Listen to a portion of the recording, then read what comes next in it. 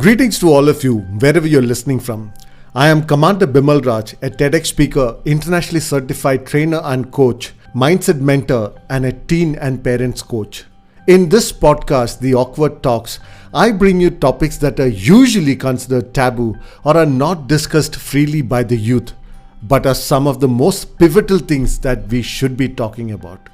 Before we start this episode, there is one disclaimer that today we are not going to be talking about abusive or toxic relationships. So in this episode, we are speaking about marriages that have lost the spark for whatever reason and are in a phase where it looks almost unsalvageable. Mr. Paul Hockmeyer, who is a PhD, said, "An unhappy marriage chronically feels bad. It is like a cold that lingers, leaving you drained and vulnerable." What do you say, Uma? This is true, and unfortunately, there is no timeline for a marriage to fall apart. Irrespective of how long you've been together, if your marriage is at the point where your communication is full of criticism, defensiveness, contempt, and stonewalling, it's in trouble. Now, please don't get alarmed by this statement because the fact is that this happens at least once in almost every relationship. Now, there is a very simple way to check the real state of your marriage. Let's say you're angry with your spouse and you're thinking of the worst possible outcome. Now then your spouse does something sweet like sending you a funny joke or sends you a heartbroken emoji or comes and sings outside your door or genuinely apologizes. At that time, if you find that all the ill thoughts you had just vanishing into thin air, it means that this was just a tiff. Something that happens fairly regularly with all couples. It is not a bad marriage for you. However, if you are feeling or going through any of these following points and that too consistently, then it is possible that you have gone over the edge and might take a lot of effort to salvage your marriage. So some of the most common symptoms are you're constantly criticizing each other. You start working around each other rather than with each other. There's a whole lot of contempt. You and your partner is always on the defensive or withdrawn. You avoid each other and fantasize about a life without your partner. You don't feel any connection, leading to no communication. You are more yourself when you're apart, and any discussion about your spouse is full of negative narratives. I was reading something very interesting by Dr. John Gottman. He's a psychological researcher and author of the 7 Principles for Making Marriage Work. He found that couples in lasting relationships have 5 positive interactions for every negative one. He calls this the magic ratio. According to him, if you're missing out on this magic ratio, your marriage is likely in deep trouble. I know it's literally impossible to keep the count and quality of every interaction, but you can take stock of how you feel when you interact with your spouse regularly. If you feel that you need to win every argument, that too at any cost, if you take subtle joy in intentionally provoking your spouse, if you have a physical reaction like palpitation, headaches, etc. when you see your spouse or even think of him, and you find it difficult to get through each day, then it's definitely time to take professional help if you want to salvage your relationship. Yes. And the fact is that unfortunately not every relationship can be salvaged. It is possible that there has been too much neglect, damage, bitterness, and a whole lot of negative associations, and that too for a long period of time. In such cases, the couple reach a point of impasse. Means they just don't care about the relationship and they just have no motivation to work hard to get back on track. At this stage, it is clearly a bad marriage and the options available are to separate and go their independent ways or to endure through a loveless and difficult marriage. We have seen that despite agreeing with everything we have shared till now, many couples will not take the first step towards a divorce or a separation. So Uma, why do you think people choose to remain in a bad marriage?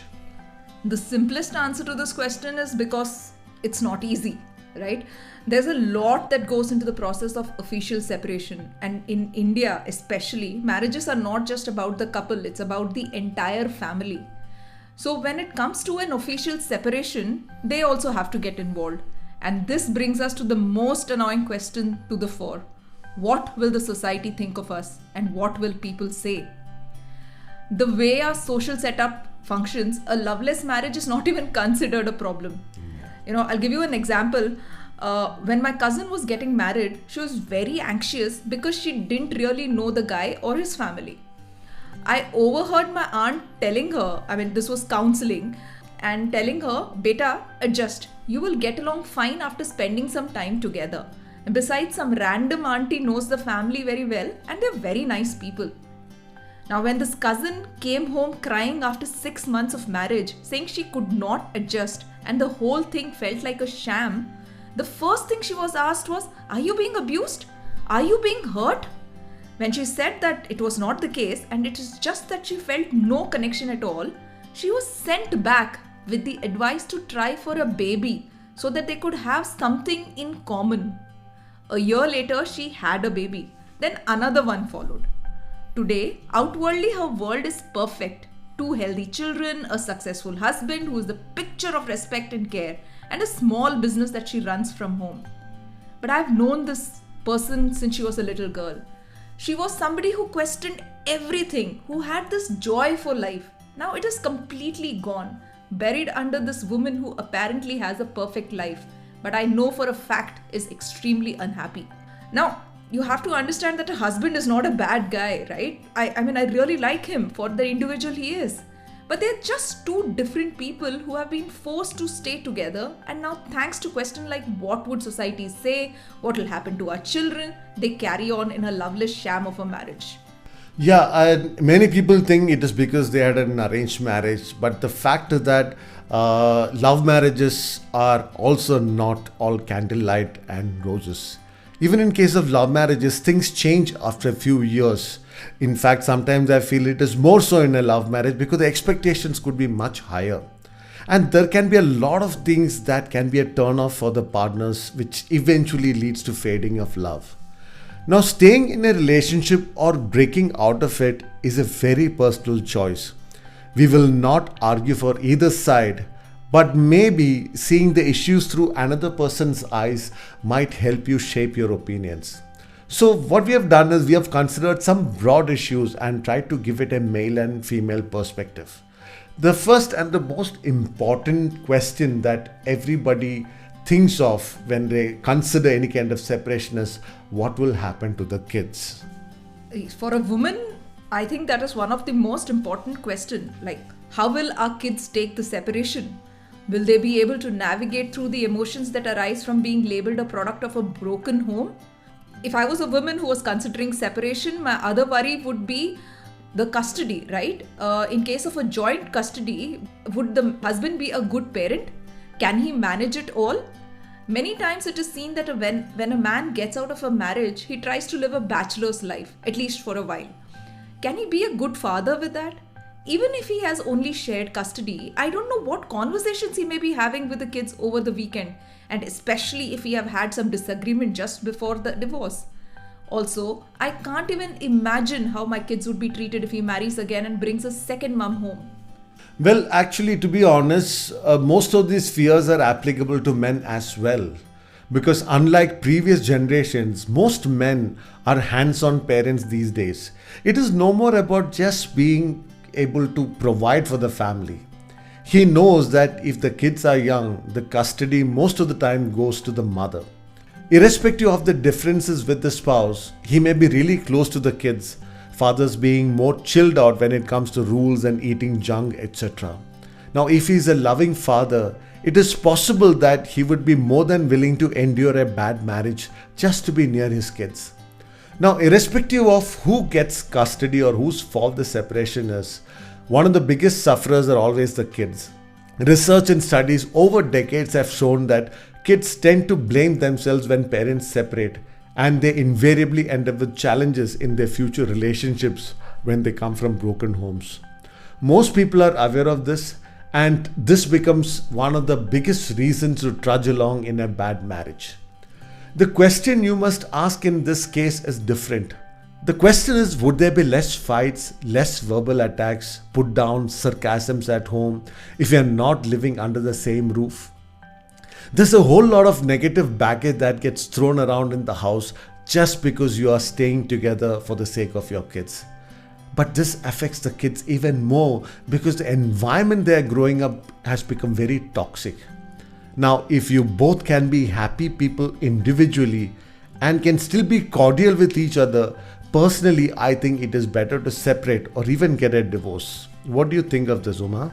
I completely agree with you. Basically, it is all about being adults and having a sit down and talking with the kids and not using them as pawns against each other in this battle, right? Don't make it a battle. Be dignified about the whole thing. Now, the next question that arises are like the practical issues of separation, right? For many women, divorce or separation is also about financial stability or actually the lack of it. In many cases, women tend to quit their jobs after their marriage or after having their babies. Their careers are often overlooked, and a separation would mean a direct hit on their standard of living and stability. Will they be able to afford to keep house, educate their children, save for future, etc. without the support of their spouse? Well, from a male perspective, divorcing means one of you have to move, increasing your expenses. You'll have to split your possessions. You'll have to make really tough decisions like custody of your kids, whether to share custody or not. Remember that you're really hurting deeply inside, and sometimes you really want the other person to suffer as well. You may have to share or split assets that you may feel should rightfully belong to you. So the question becomes whether you can do that without becoming vindictive. Once it slips into that area, it can get very ugly very soon. I have friends from both sides where I know for a fact that the other side has hired a divorce lawyer who is trying to take them to the cleaners. One of them in fact asked me, Vimal, in India, is there anything like an amicable separation? Many times it boils down to the one with more family support and resources who clobbers the other one down. Uma, what about the social consequences? Because that's a very important angle, especially in our country. Again, I'm completely talking from the women's perspective. Unfortunately, when it comes to the social consequences, it is mostly the woman who takes the brunt, irrespective of what the real reason for the split was. The husband may go about complaining to his friends and relatives and all in sundry that you have done him wrong by leaving him, and that can echo back to the woman in many unpleasant ways. In communities where divorce is looked down upon, the woman usually takes the hit, no matter how bad the man was. A woman needs to ask if she is ready to handle whatever negative judgment is thrown at her if she separates. Yes, I do agree to this, but you must also understand that sometimes the man could be the eldest in his family, and maybe the whole family looks up to him like an idol to follow. He could have younger sisters who are not yet married off. These social stigmas also force a man to continue in a loveless or even toxic marriage just for the sake of his family. Now, another question that comes here is how will you feel being single? See, for a woman, the good part could be the fact that you can wake up to a fresh new day without any negativity. You don't need to worry about how to act when you first see your partner. And the other side of living alone is whether you're comfortable living alone. Are you well versed with all the tasks that the man used to do, like investments, getting the car repaired or serviced? What about your kids? How will you handle your work as well as your kids screaming and fighting with each other all by yourself? Ask yourself these difficult questions and answer them honestly. Well, see, it may appear that it is very easy for a man to live alone. And yes, in many aspects it is. For a month or two, like we mentioned earlier, he might relive his bachelor days and go on solo drives and party anytime he wants. But soon he will realize the emptiness of doing it all alone, especially if he does not have the custody of the children. You know, that loneliness one feels when you walk into a cold and empty home where there are no smiles and no kids to come and hug you or even complain about the sibling asking you to intervene. And these feelings can be intense. You can buy the best food every day, but it can never replace the simple but hot food made at home and shared with the family over dinner. You may realize that most of your friends are busy with their families, and the people available to socialize could be equally empty and lonely, and that's not a great place to be. Are you ready for that? So, what do you do when you are in that state, when you are completely lonely? Another important question you need to ask is, are you ready to find love again? I think this is very tough, especially for a woman. Even though it is a doable task, it may take a lot of work. If you have had a bad experience, you would naturally be very wary of men who appear one way and may behave differently. And again, what about the children? You need to find someone whom the kids can accept and respect. More than anything, now that you're alone, you need to balance your career, your kids, along with your quest for love. All I know is if you wish to be part of a healthy relationship, you may have to change your expectations. You cannot expect sparks to fly at the first meeting and hearts go all aflutter. You may now have to look at someone who may not have a six pack but is honest and reliable. Someone who may not make you go weak in the knees with his looks, but is someone who treasures and respects you. I think it is easier for men in this aspect, at least, right? Well, yes and no. It may be easier for a man to go for parties and stay out late at night all on his own, but when it comes to love, it may not be that easy as it appears to be. The fact is that there is no one who is perfect for each other. There are always adjustments and compromises to make, and you learn to accept the other person's good as well as the bad. In this case, the man will always compare subconsciously a new woman with his ex. Initially, he may get attracted to a new woman because she shines in areas where his ex did poorly. However, along the way, he may realize that there were many other areas where his ex shined and the new woman is poor at. This may be applicable to both, but men tend to do it more. There could be many more aspects to this complex situation, but the final question becomes whether you should continue in a bad marriage or not. And again, we repeat, we cannot tell you whether you should or you shouldn't. It's a very personal decision that you need to take.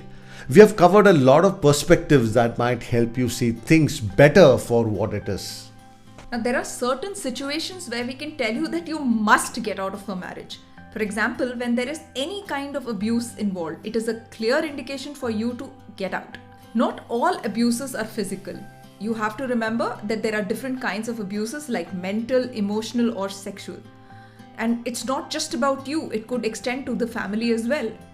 Did you know that there were over 3,000 cases filed about domestic abuse in 2022 itself? And there are a lot of cases which don't even make it to the registration.